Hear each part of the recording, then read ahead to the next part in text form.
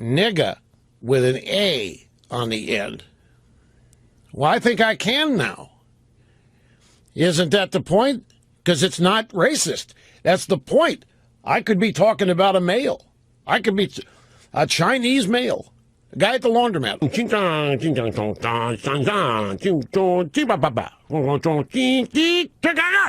I mean, I don't know who that fine young man is, but it sounds to me like he's making a pretty legitimate point now, Luke. I mean, you could just be talking about any kind of guy. Of guy. Yeah, I mean, yeah, he's making some points there, isn't he? But who was that guy, Michael? Well, that's what I want to know, because I can't wait to listen to more of the content he's currently producing. Yes, that man is Rush Limbaugh, who, of course, was a radio personality and host of the Rush Limbaugh Show. And we are going to be talking about him today.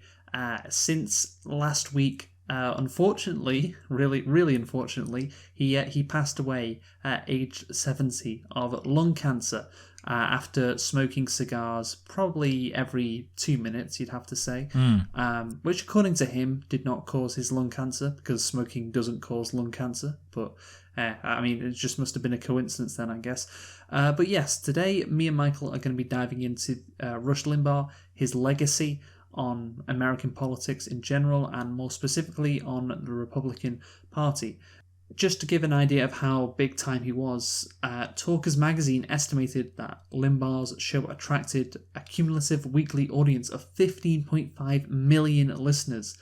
To become the most listened to radio show in the United States of America, Limbaugh also wrote books, and his first two, The Way Things Ought to Be, which came out in 1992, and See, I Told You So, in 1993, made the New York Times best sellers list. Don't know if you knew that, Michael, but there you are. And of course, Rush Limbaugh achieved the height of cultural relevance by being parodied in The Simpsons through the character of Birch Barlow, who introduces every single show by saying, "Hello, freedom lovers."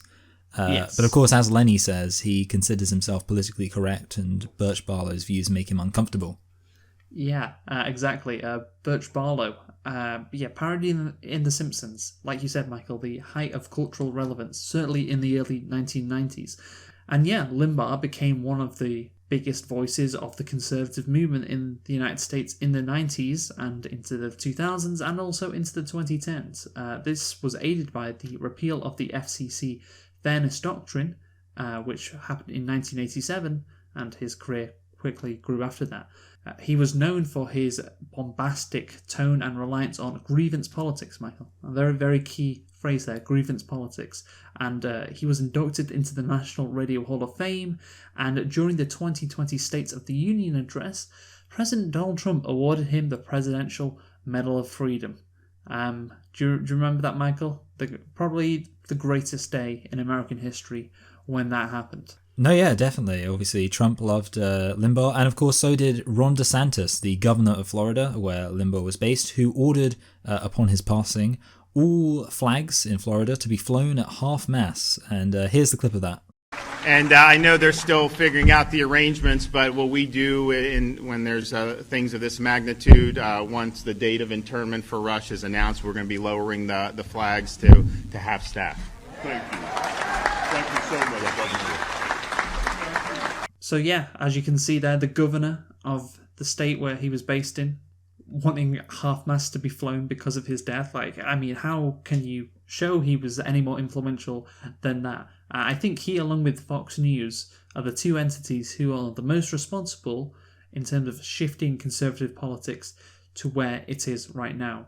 And first off, in this video, what we're going to do is we're going to talk about what he actually did as a radio host and how he shaped the American right wing for the last 3 decades. And so to do this, we are going to go through various different topics to demonstrate what his views were and how they have influenced modern conservative thinking. So first off, Michael, we're going to talk about racism. Racism. Limbaugh had a lot of thoughts on race in America, as you might imagine. He once opined that all newspaper pictures of wanted criminals resemble Jesse Jackson. Limbaugh also used a derogatory racial stereotype to characterize a black caller he could not understand, telling the caller, "Take that bone out of your nose and call me back." Wow, what? How about that, Michael? That's certainly an interesting way to talk to one of your callers, isn't it? No, yeah, I mean, it seems like he's kind of covering all the bases as far as racism goes. Obviously, that's the tribal African stereotype. Then, of course, there was the violent gangster stereotype, and of course, the uppity political agitator stereotype. It's very diverse. Yeah, I know. It kind of makes, I guess, it almost makes it more difficult to analyze because he's just firing from all cylinders. Yeah, he doesn't like black people much. And you've got a quote of his regarding slavery, don't you? Which is very interesting. Yes, I would love to share this with you. A little history lesson for you. If any race of people should not have guilt about slavery, it's Caucasians. The white race has probably had fewer slaves and for a briefer period of time than any other in the history of the world. Now, sadly, we're not talking about the rest of the world when the Civil Rights Coalition gets ginned up. They're talking about America and slavery.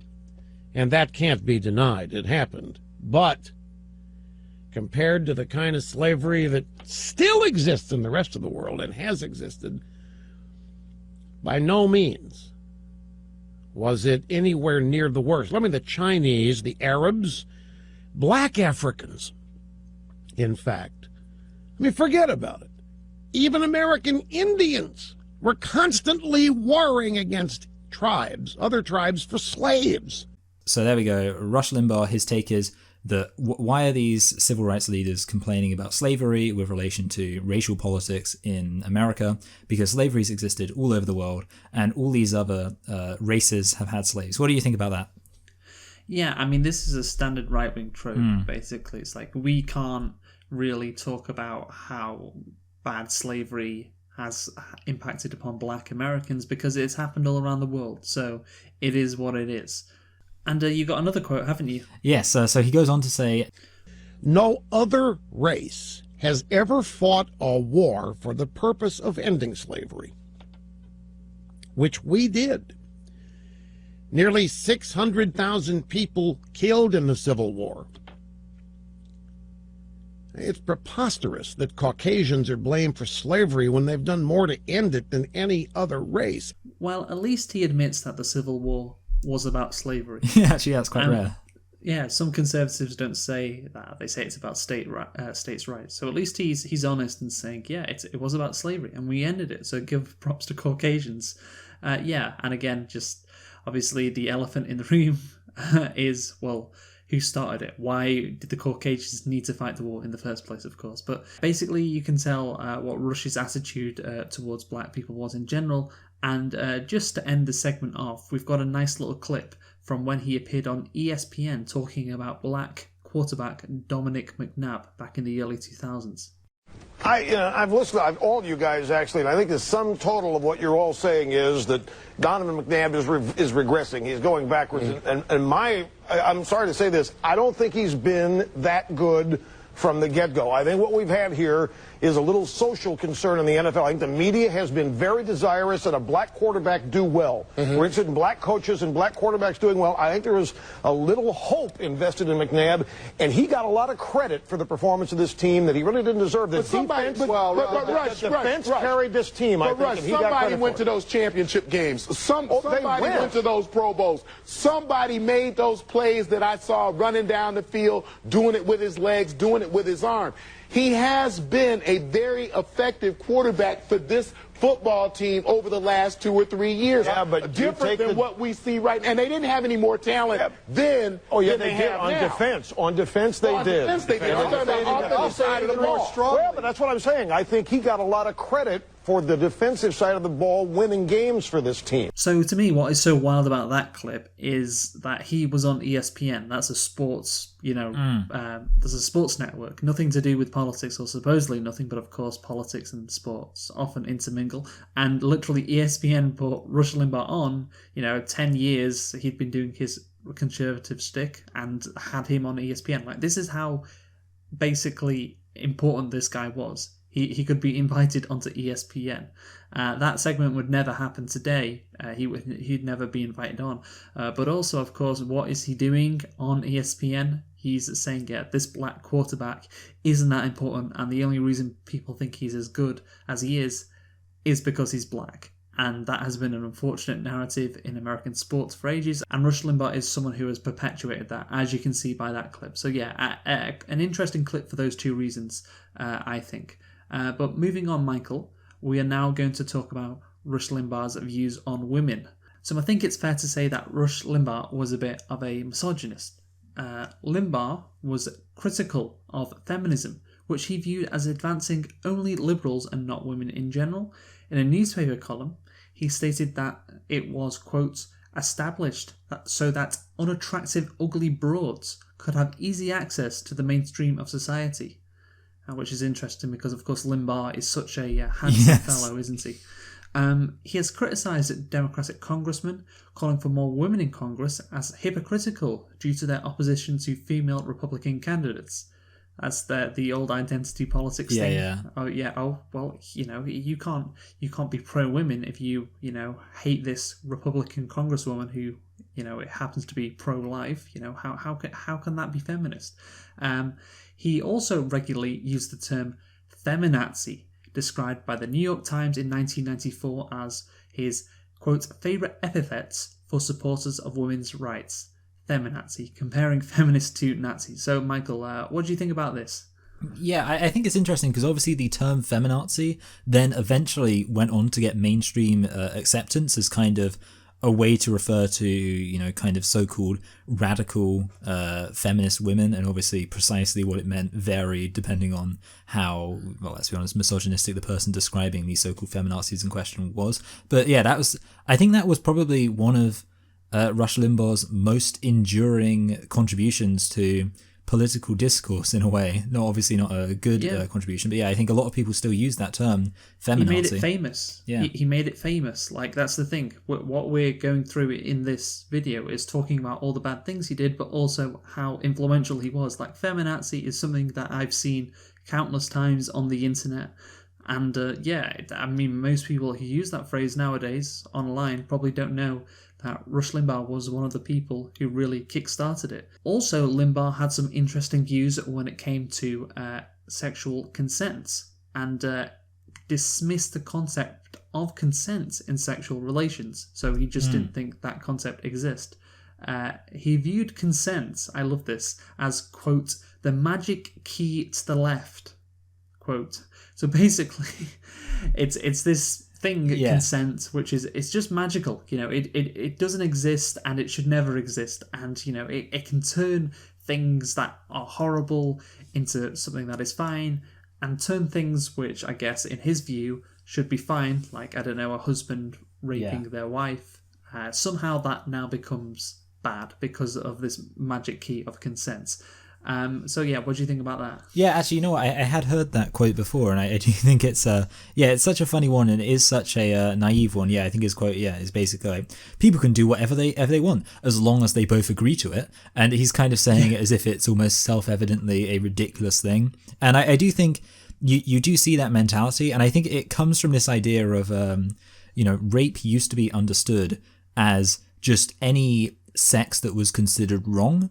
And even in the UK, the idea of raping your spouse did not exist as an illegal concept until 1997. So it's definitely something which has been a relatively recent development, and obviously Limbaugh is an example of that, being a conservative. But I think you can kind of tell from just the tone, because I do remember that quote. It just shows how kind of befuddled he is at the idea that, like, consent is what matters rather than, traditional morality or something like that. Yeah, and I remember his rants, going back years ago about, like, 9 people having an orgy and him shouting, like, is that okay if they all consent? And it's like, yeah, it's okay if they all think it's okay. And there was another quote of his about what they're going to do, if someone's sexually assaulted, are they going to call the rape police? And implying that rape isn't a serious thing and it just wouldn't be the police who would deal with that. Yeah. And just lastly on this topic, also in 2014, Limbaugh criticized a policy at Ohio State University encouraging students to obtain a verbal consent, saying, "How many of you guys have learned that no means yes if you know how to spot it?" This was, I think, a year before that Blurred Lines video came out. So, yeah, timely. But yeah, so again, just like, no, maybe that means yes. Maybe that means yes. So yeah, anything to say on that quote, Michael? Yeah, I think that comes from also a misunderstanding of what affirmative consent means. I'm going to guess, because I remember seeing a lot of people think that affirmative consent meant there had to be, like, for some reason they thought it meant written consent, and I don't know exactly where that came from. But I think the funny thing is about affirmative consent is the idea is it basically is just a way of saying the person you're having sex with should actually want to have sex with you, which is, I mean, I don't know, it's so funny that's considered controversial. I think when these old men have these suspicions about consent, or indeed young men, it shows a lot about, it's basically a massive self-own. You know, they're basically admitting that they're scared of the idea of women being allowed to only have sex with people they want to have sex with. Yeah, I mean, you could view it as a self-own, or just like they view the world like, oh yeah, men are superior to women. Men should get what they want, even if women don't. Like, that is the view. It is incredibly misogynistic, just, misogyny 101, but that's what he believed. And next we are going to talk about his homophobic views, Michael, because he had a few of them. This is interesting. He had a regular segment back in the early 90s where he would read off the names of gay people who had died of AIDS and celebrate it by playing basically happy musical instruments in the background. I couldn't unfortunately find any clip of that because I think that would have been very, illuminative, I guess. But yeah, that's what he did apparently. He called it, I saw this on Wikipedia, one of the worst regrets of his career. Which is kind of crazy. It's like, well, why the hell did you do it in the first place then? Like, what transformed in those later years for you to suddenly realise that people dying of AIDS wasn't funny?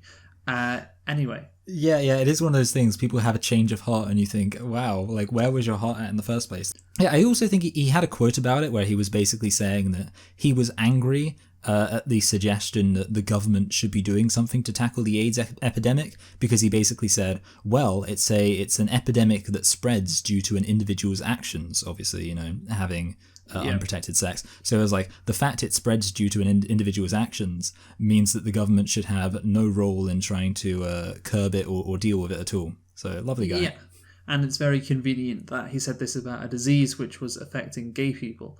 And by the way, he did falsely claim that AIDS, quote, did not spread to the heterosexual community in the United States. So I don't know if he genuinely thought that, but maybe he was incredibly deluded and just thought, oh, it's a disease that gay people can get. Also, I saw that he did defend President Reagan's response to HIV/AIDS in the 1980s. So yeah, he was basically fine with this disease killing off gay people, thought it was funny, and that's possibly because, yeah, he absolutely hated gay people. And obviously, as you can imagine, he was opposed to same-sex marriage throughout his whole career, naturally. But I thought his radio segments, talking about people dying of AIDS, that took it further than I've ever heard a conservative in terms of hating gay people. But now we're going to move off, I guess, social topics and move on to foreign intervention, Michael, because here's the thing. Limbaugh had a very long history of supporting US intervention in Middle Eastern countries. He was incredibly supportive of the Iraq War and first suggested bombing Iraq in 2002 in revenge for the September 11th attacks. So yeah, he was on it a year before the US actually did go into Iraq. Even after no Iraqi weapons of mass destruction were found, he supported theories that they had existed. On the Abu Ghraib torture and prisoner abuse scandal, Limbaugh said, quote, "This is no different than what happens at the Skull and Bones initiation. And we're going to ruin people's lives over it, and we're going to hamper our military efforts.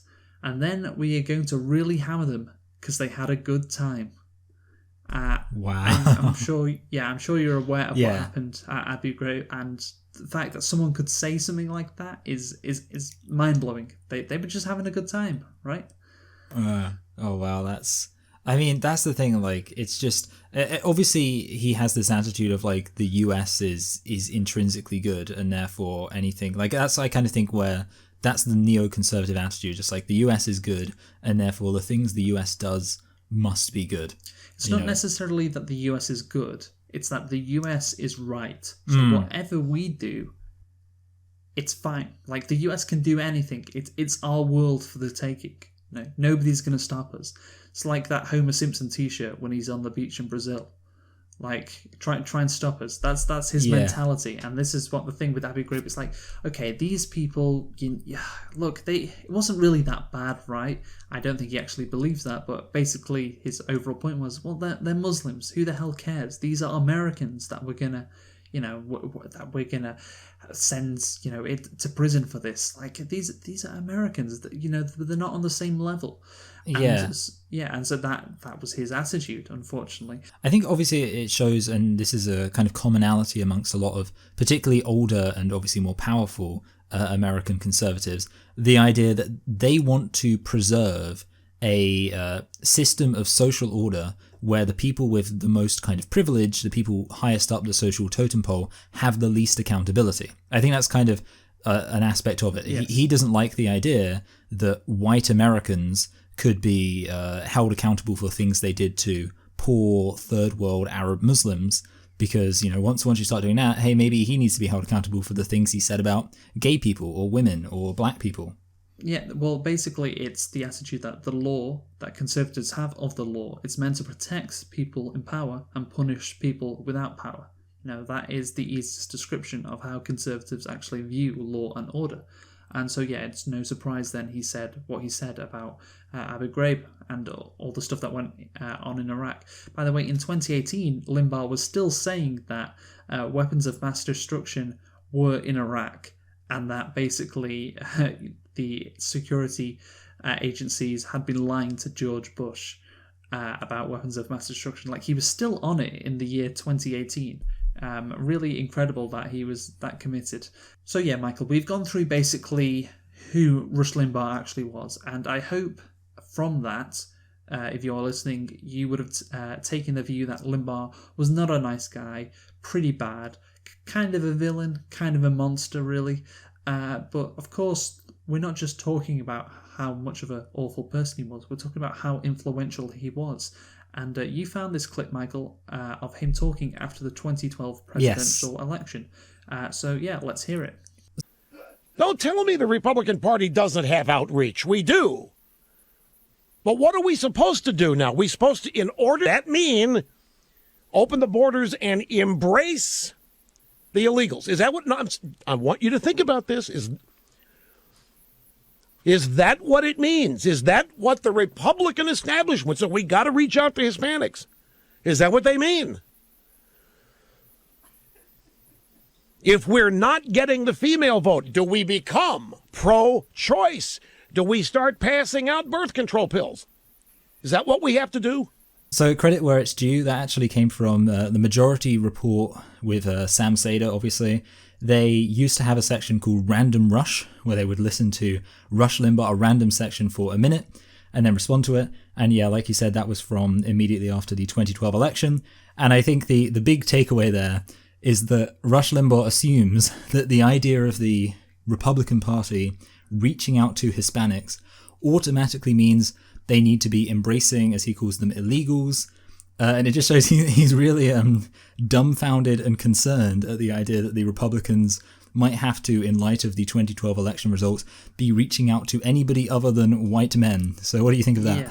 Well, again, it shows his ideology pretty perfectly, but also the fact that he is having this conversation, although maybe you couldn't tell it just from the clip, it shows how influential he was. Like, he's deciding, basically, or he's talking about which direction the Republican Party could go, because millions of Republicans listen to him, and, they were hearing what the Republican Party after the 2012 election did say, hey, maybe we do need to appeal to Latinos. Maybe we can't just concentrate on getting white peoples at the polls, because we just lost 2 elections in a row. And Limbaugh was like, no, we can't do that, because that means compromising on their conservative values. And guess what? 3 years later, Donald Trump starts his presidential campaign saying Mexicans are rapists and they're coming across the border, they're not sending our best. Like, basically, Limbaugh managed to beat back the quote-unquote moderate Republicans from going in a, I guess, pro-Latino direction. And yeah, I think that clip, although, it's, again, shows how racist he probably was, it demonstrates quite well how influential he was in the Republican Party at that time. Also, let's not forget, Michael, in those Obama years, he was a very harsh critic of Obama, as you would imagine, made plenty of accusations that maybe he wasn't born in this country, maybe he gets off lightly because of his race, etc., standard stuff. But do you remember that he was on Family Guy in an episode? Wait, was that actually... Did he play himself? Yeah, he did. He played himself. He literally voiced himself in a Family Guy episode. It was Brian the dog becoming a conservative. And that's the thing, he was, I guess, the opposition to Obama, who had come in after 8 years of Bush and basically, signaled a change in the direction America was going. And Rush Limbaugh, it was the main opposition, so much so that he managed to get himself on Family Guy, one of the biggest cartoons in America, and play a character. And Tim Pool had some thoughts on this. This was a tweet after he died. Quote, "Rush Limbaugh voicing himself in Family Guy was hilarious and makes me hopeful people can disagree and still work and live together. R.I.P. Rush." Again, wow. Just that's a beautiful quote from Tim Pool. But basically, you see, why can't we get radical racists who think that consent is something that is completely made up appearing on our comedic cartoons again? God, that's where America has gone wrong, guys. So that just again that gives you another idea of how big he was. I'm sure people have seen that episode and know how influential he was. But here's the thing, Michael. Ironically, the person that he helped create, e.g. Donald Trump, like the political candidate, along with Fox News, made him less influential. Because if you remember from the Republican primaries, like Donald Trump was not a big supporter of the Iraq War.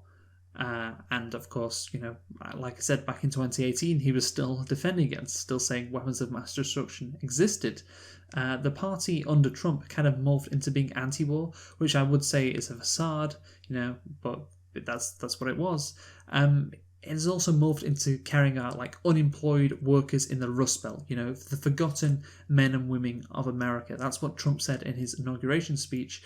And that is something that Tucker Carlson, who was, of course, a prominent conservative commentator on Fox News now, claims to do. That's his whole shtick, comparing about the downtrodden men and women in America.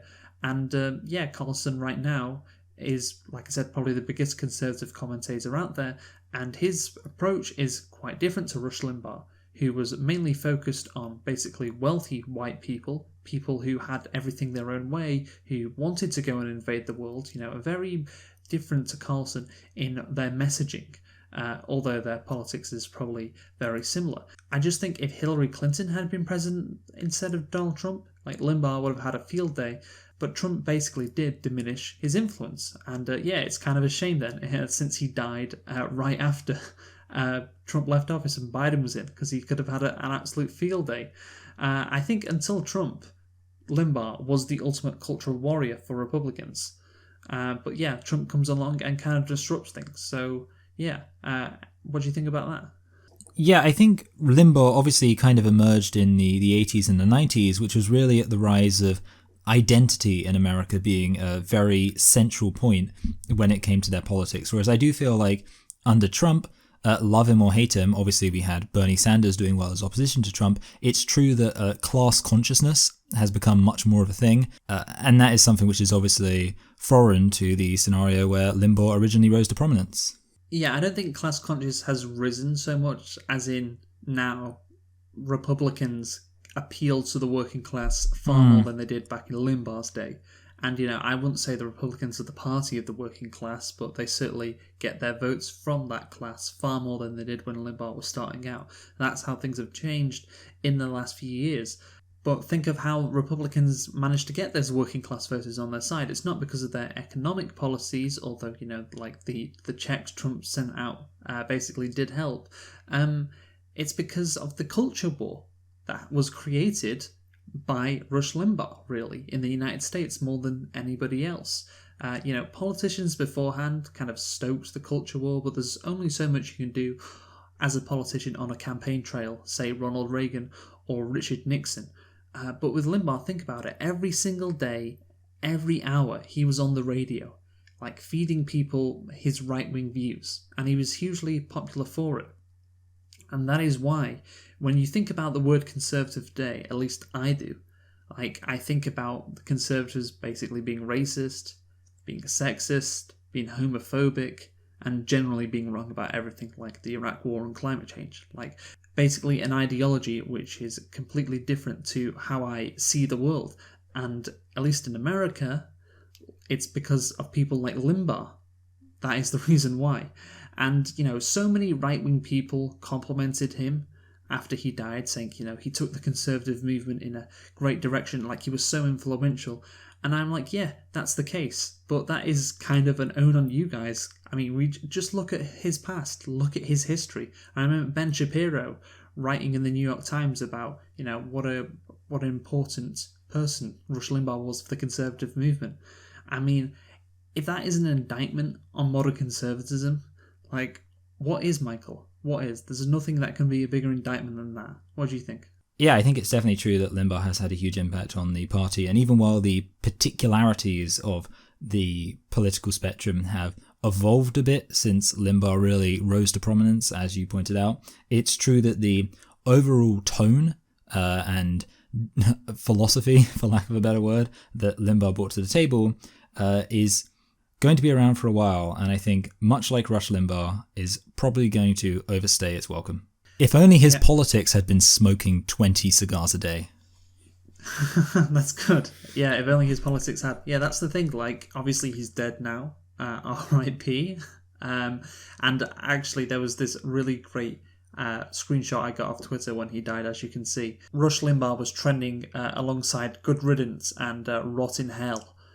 So clearly a lot of people have some strong views on the guy, but unfortunately, like you said, I think his, political ideals, his way of doing politics is going to outlast him for a while yet. And I don't know if we'll ever get to a stage where we can say that Rush Limbaugh doesn't have any influence over conservative politics in America, but certainly today is not that day, and with Trump still going strong in the GOP, I don't see that changing for years and years to come. So that's his real legacy.